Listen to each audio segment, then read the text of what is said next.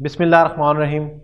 अस्सलाम वालेकुम व्यूवर्स, मैं यासिर जंजुआ आज एक नए मौजू के साथ एक नए ट्रेनर्स के साथ आपकी खिदमत में हाजिर हुआ हूँ। आज हमारे प्रोग्राम के मेज़बान हैं कंवल अब्बासी साहिबा। कंवल अब्बासी साहिबा की बहुत सारी वीडियोस पेरेंटिंग के हवाले से स्पेशली बहुत वायरल हुई और आज हमसे जिस मौजू के ऊपर बात करने जा रहे हैं वो मौजू है टेंट्रम, यानी जिन बच्चों को शदीद गुस्सा आ जाता है।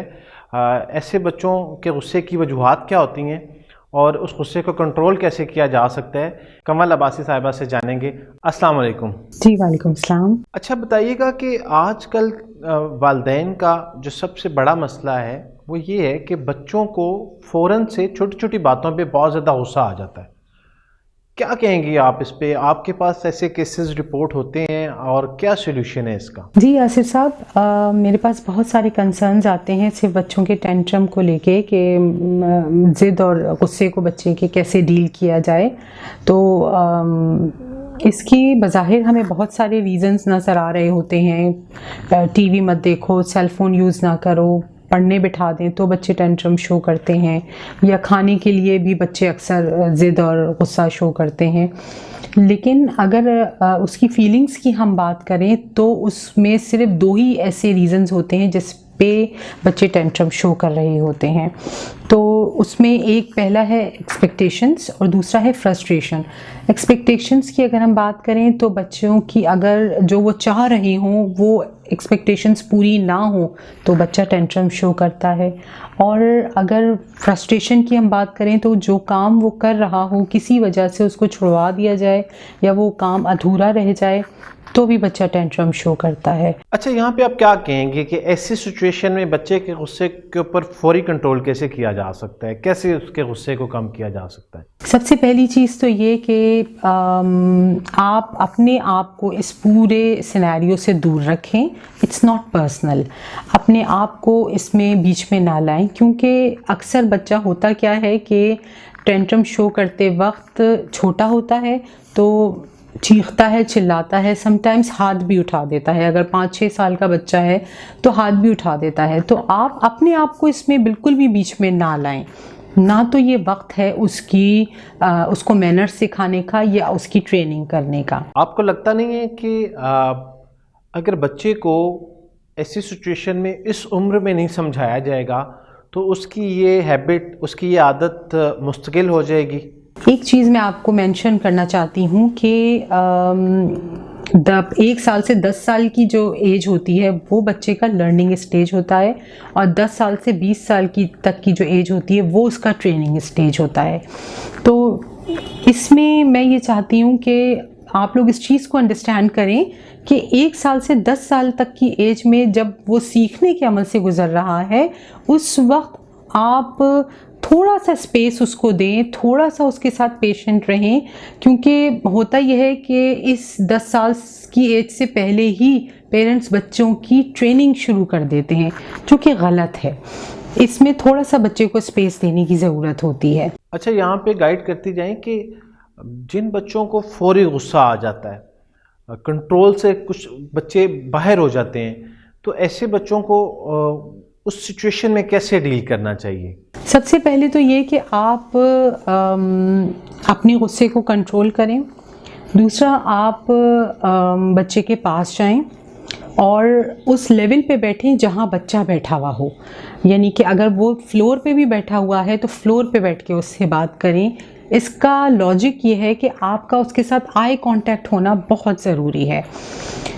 सेकेंडली, आपको करना क्या है, उसको एप्रोप्रिएट टचिंग देनी है। या तो आपको उसको हाथ उसका होल्ड कर लें या उसके शोल्डर से उसको पकड़ लें या उसके बैक को ऐसे रब कर दें, या कुछ नहीं तो आप हग कर लें उसको।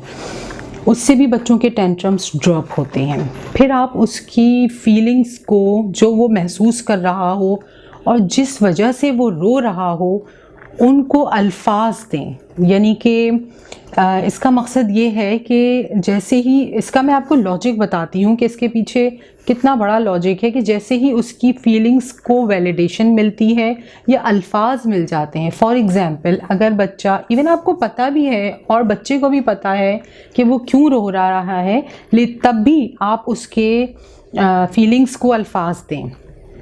तुम्हारी ये ज़िद पूरी नहीं हुई इसलिए तुम रो रहे हो, या तुम्हारी भाई से लड़ाई हो गई इसलिए तुम रो रहे हो। जैसे ही उसकी फीलिंग्स को अल्फाज मिलते हैं उसका टेंट्रम 50% ड्रॉप हो जाता है, क्योंकि उसको ये एहसास हो जाता है कि मेरी माँ को पता लग गया कि मैं क्यों रो रहा हूँ, और इस चीज़ से उसको सेटिस्फैक्शन मिलती है। जैसे ही उसको सेटिस्फैक्शन मिलती है उसका टेंट्रम ड्रॉप होता है। अब आप उसको कोई खाने या पीने की चीज़ ऑफ़र करें। यहाँ पे वाज़ह करें इसके पीछे क्या लॉजिक है? इसके पीछे ये लॉजिक है कि जैसे ही आप किसी चीज़ को ऑफ़र करेंगी, चाहे वो कोई बिस्किट्स हो सकते हैं, चाहे वो चिप्स हो सकते हैं, या कोई जूस, या कुछ नहीं तो एक ग्लास ठंडा पानी आप उसको ऑफ़र कर दें, उससे उसके दिमाग में और दिल में जो फीलिंग्स आएंगी वो ये कि एक तो मेरी माँ को पता चल गया कि मैं क्यों रो रहा हूँ, दूसरा मेरी माँ मुझसे बहुत प्यार करती है और उसको मेरी परवाह है। ये फीलिंग उसके दिल में आती हैं, which is very strong feelings. तो ये बच्चे को एक सेंस ऑफ सिक्योरिटी देती हैं। उसके बाद अब आप उसको कुछ ऐसी एक्सरसाइजेस कराएं। अब ये आधा काम आपका हो गया कि बच्चा जो है वो उसकी फीलिंग्स को वैलिडेशन मिल गई, उसका टेंट्रम ड्रॉप हुआ, आवाज़ उसकी जितनी हाई पिच पे है आपकी उतनी ही लो पिच पे होती है। हम बच्चे को डिस्ट्रैक्ट करने के लिए अपनी पिच और अपनी आवाज़ का वॉल्यूम इतना कम कर देंगे कि वो आपकी आवाज़ को और आपकी बात को सुनने के लिए अपना वॉल्यूम कम करेगा। तो ये डिस्ट्रैक्ट करने के तरीक़े हैं। उसके बाद आते हैं कि आप वो कौन सी एक्सरसाइजेज़ हैं जो करवाएं तो उससे बच्चों के टेंट्रम्स ड्रॉप होते हैं। तो उसमें जो पहली एक्सरसाइज है वो ब्रीदिंग एक्सरसाइज है, लाइक लंबा गहरा सांस लेना और लंबा गहरा सांस ड्रॉप करना, आहिस्तगी से लेना और आहिस्तगी से ड्रॉप करना। यूजुअली गुस्से में जो हमारा रेस्पिरेटरी रेट है, सांस लेने का अमल, वो बहुत तेज़ हो जाता है और हम बहुत ज़ोर ज़ोर से सांस ले रहे होते हैं, चाहे वो एडल्ट हो चाहे वो बच्चा हो। तो जो ये ब्रीदिंग एक्सरसाइज होती है, यानी कि हल्के से सांस लेना और हल्के से ड्रॉप करना, ये एक्सरसाइजेस आप बच्चे के साथ बैठ के खुद करेंगे और बच्चा आपको इमिटेट करेगा। उसके बाद दूसरी एक्सरसाइज आती है अपनी मुट्ठियों को, यानी जो आपकी ये फिस्ट हैं, इसको खोलना, बंद करके प्रेस करना, फिर खोलना, फिर बंद करके प्रेस करना। ये 5 से 10 दफ़ा आप ये एक्सरसाइजेस को कराएंगी। ये आप करेंगी, बच्चा आपको कॉपी करेगा।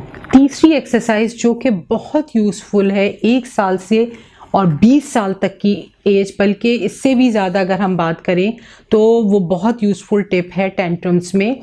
यानी एडल्ट एज में भी अगर आपको गुस्सा है तो आप उसको यूज़ कर सकते हैं। जो पंचिंग बैग होता है, पंचिंग बैग अगर आप ले लें और अपने घर में किसी भी कोने में उसको लटका लें, तो जब बच्चे को टेंट्रम शो कर रहा हो उस वक्त उस पे आप बच्चे से के साथ मिलके पंच करें, मुक्के मारें। लेकिन मिस हर घर में तो ये पंचिंग बैग अवेलेबल नहीं होता, इसका कोई ऑल्टरनेट भी है? अगर घर में कोई पंचिंग बैग अवेलेबल नहीं है तो आप कोई पिलो ले लें या कोई कुशन ले लें, कोई भी ऐसी चीज़ जिस पे बच्चा पंच कर सके, तो उसका टेंट्रम उससे बहुत हद तक ड्रॉप हो जाता है। ये सारी जो एक्सरसाइजेज हैं, ये मैं आपके को बात कर रही हूँ 10 साल से कम उम्र बच्चों के जो टेंट्रम्स होते हैं उसको डील करने की ये सारी टिप्स हैं। इनको अगर आप फॉलो करेंगे तो काफ़ी हद तक आपका काम हो जाएगा। अब आइए उस मैसेज की तरफ जो आप बच्चे को देना चाहते हैं, जो कि आप उस वक्त दे रही थी जब वो शदीद टेंट्रम शो कर रहा था और चीख रहा था, चिल्ला रहा था, रो रहा था। वो टाइम नहीं था उसको अपनी बात समझाने का या उसको मैनर्स सिखाने का, या अगर वो किसी चीज़ की ज़िद कर रहा था वो चीज़ उसको क्यों नहीं मिल सकती, वो टाइम नहीं था उसको समझाने का। अब बच्चे का टेंट्रम ड्रॉप हो चुका है, अब वो खामोश हो चुका है। अब आप अपनी बात उसको कह सकती हैं और उसको ये बता सकती हैं कि उसकी वो ज़िद पूरी क्यों नहीं हुई, या जो वो मांग रहा था वो चीज़ उसको क्यों नहीं मिली। तो वो उस वक्त किसी बात को अंडरस्टैंड करने के मोड में आ चुका होगा। तो उस वक्त आप अपनी बात उसके सामने रख सकती हैं और कह सकती हैं, उसको समझा सकती हैं, या उसने गुस्से में अगर कोई गलत बात बोल दी है गलती से, तो वो भी आप उसको बता सकती हैं कि इस तरह से बात नहीं की जाती, या अच्छे तरीक़े से भी तुम ये बात कह सकते थे। तो ये कुछ हेल्दी टिप्स हैं जिनको हम फॉलो करें तो बच्चों के टेंट्रम्स बहुत हद तक ड्रॉप हो जाते हैं, इनको डील किया जाता है, अपना पर्सनल इशू इसको नहीं बनाते। अगर अपनी ज़ात को आप इससे दूर रखेंगे तो ये प्रॉब्लम्स हल हो जाते हैं। जो 10 साल से ऊपर के एज की अगर हम बात करें और एडल्ट एज की या टीन एज की अगर हम बात करें, तो ये टेंट्रम्स, ये जो ज़िद और गुस्सा होता है, ये इसको शो करने के तरीक़े बच्चों के बदल जाते हैं, वो किसी और तरीक़े से इसको शो करते हैं, तो उनको डील करने का तरीक़ा बिल्कुल मुख्तलिफ होता है।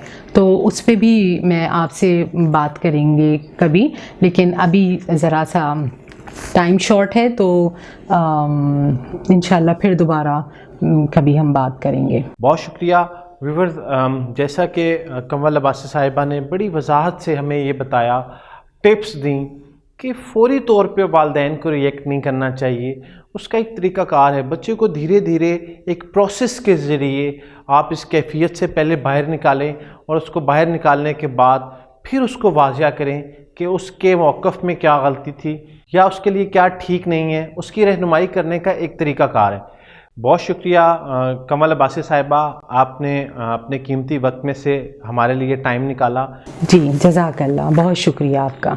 व्यूवर्स, जैसा कि आपको कमल अब्बासी साहिबा ने टिप्स दी, एक तरीक़ाकार बताया कि बच्चे को ऐसी सिचुएशन में स्टेप बाय स्टेप निकालना चाहिए। फ़ौरी रिएक्ट वालिदैन करते हैं, ऐसा करना बच्चे के लिए भी मुनासिब नहीं है और वालिदैन के लिए भी मुनासिब नहीं है। इससे बच्चे के अंदर बहुत सारी नई आदतें जन्म लेती हैं। तो अपने बच्चे को हमेशा प्यार से समझाइए और इन टिप्स को जो मिस कमल अब्बासी साहिबा ने आपको बताई ज़रूर फॉलो करें।